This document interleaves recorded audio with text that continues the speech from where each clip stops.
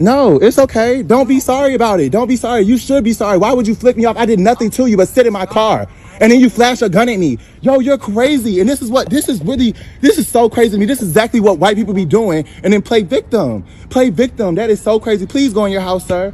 Please go in your house. Things are finna change for you. Don't ever do that. I'm just a white indie author sitting in front of my camera, hoping to find readers that want to hear the white voice. All of my characters in my books are white. I wrote it this way because I have the white voice and I want to spread it.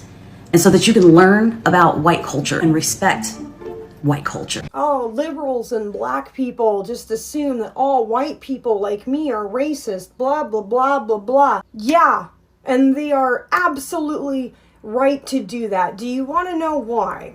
Colonizers were taught how to bathe properly by black people, then called them animals. Like they literally were saying black people were dirty, black people are animals, and then had to learn how to wash their ass correctly from black people. So like my whole thing is now you're copying a being that you see as an animal because they're clearly more clean than you. Isn't it disappointing, our people here, when you see black people are so unfazed by your rules or trying to force them to listen to you? I love the way this woman kept on saying that, yeah, these are the rules that govern white culture and we are making them for you guys to listen to them and understand them so that you can understand our boundaries as white people.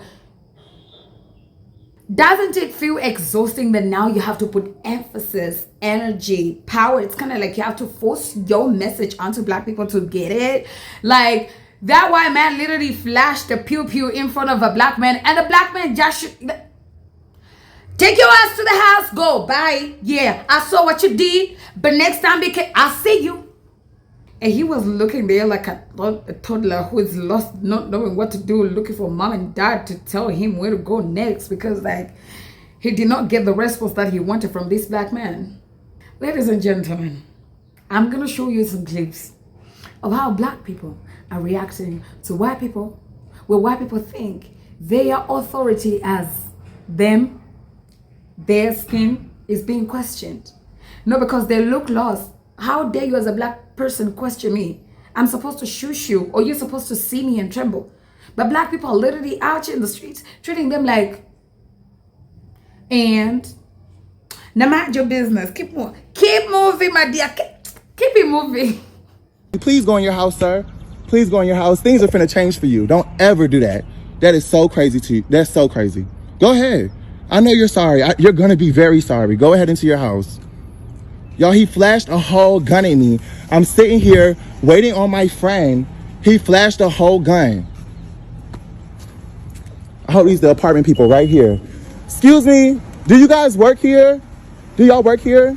Okay, so baby, I was sitting here just like this and he pulled up and he like looked at my car and then flicked me off because he was like, then he pulled into this parking spot. I was like, hey, why did you flick me off? He was like, oh, because I got it all on camera too. He was like, oh, because you taking up 15 parking spots, right? And then he was like, buddy, walk away. He got a gun on his hip right now. He's like, walk away. I'm telling you, walk away, walk away. Not only did you flick me off for no reason, I don't know him. All I'm trying to do is talk. I'm like, he flashed a gun at me and everything. He got a gun on his hip right now. And I got it all recorded because how dare you do that? And then he come up to me on camera. I am sorry, sir. I am sorry. I'm so sorry. Because he know he wrong. You don't point no gun at black people. That's what you don't do. And you flick me off for no reason. And then you act like you're scared. I'm just a white indie author sitting in front of my camera, hoping to find readers that want to hear the white voice. All of my characters in my books are white. I wrote it this way because I have the white voice and I want to spread it.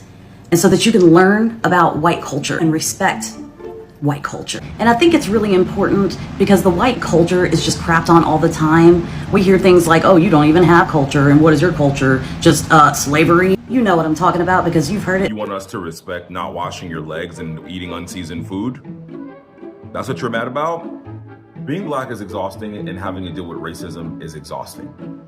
A white lady came online and called a 5-year-old boy the N-word and got all this money. Now all of you racist grifters are out here trying to do what? Make money? We went from black fatigue to black privilege, and now this week we're on white people are being discriminated against. To not understand by saying you are a white author and you have a white voice and you're going to white people and you're talking about the white experience, why and how that's racist and how and why that's detrimental to the rest of us is the problem in this country. Majority of authors since the dawn of time in America have been white. Almost half this nation is not white, but almost all of the authors are white.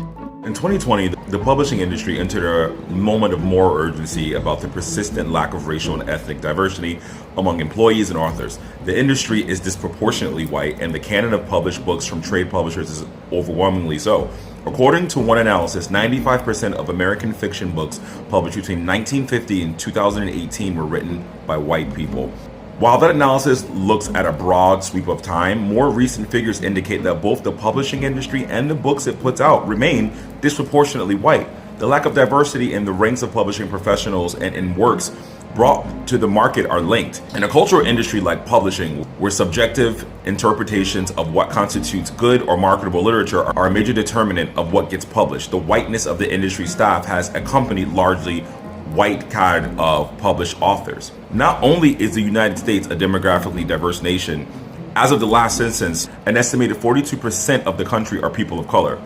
It also boasts a demographically diverse readership. The National Endowment for the Arts estimates that approximately a quarter of America's regular adult readers are people of color. So then I think it's safe to say that white people can start asking for support as a white-owned business and a white author with white characters simply because we have been experiencing discrimination in America for years now. Jobs, colleges, scholarships, literary agents. That's discrimination. It's not okay just because it happened to black people 100 years ago. And I'm not even dismissing what they went through, but anybody my age and a little older and younger has not experienced that. Newsflash, me and my cousins are the first people in our families born in America with full rights as humans and as citizens. My mother, who is 60, was not born with full rights in this country. This is their new one. White people are being discriminated against because they've never had to share space. And if black people can say they're looking for black-owned businesses, black-owned barbershops, then I'm gonna say I'm looking for a white-owned business.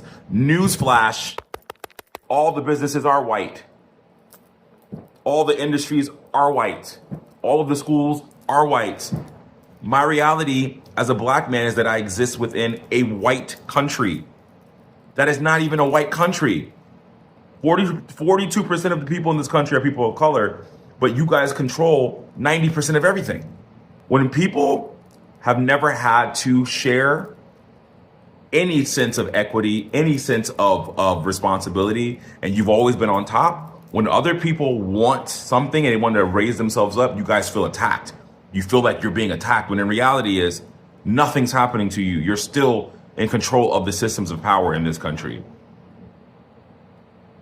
A white woman came on TV, came online and called the little 5-year-old the N-word and got all this money. And so now all of you guys are out here looking like grifters. Oh, liberals and black people just assume that all white people like me are racist, blah, blah, blah, blah, blah. Yeah. And they are absolutely right to do that. Do you want to know why? Because a white person will see the color of my skin as another white person and immediately assume that I am a safe spot for casual racist commentary. My roommate had an Uber driver yesterday that he's had a handful of times. But yesterday, on this particular drive back to our house, this Uber driver started making casually racist comments about police brutality being warranted against the black community. To be clear, that is racism. And mind you, this man has no interest in reading books about political policy within the past 60 years. He has no interest in learning about statistics. He has no interest in learning about systemic racism or systemic issues in general. He has no interest in doing that. He has no interest in learning about how enslaved people were supposed to receive reparations. And I believe it was Andrew Johnson that said we were going to do that, but now we're not going to.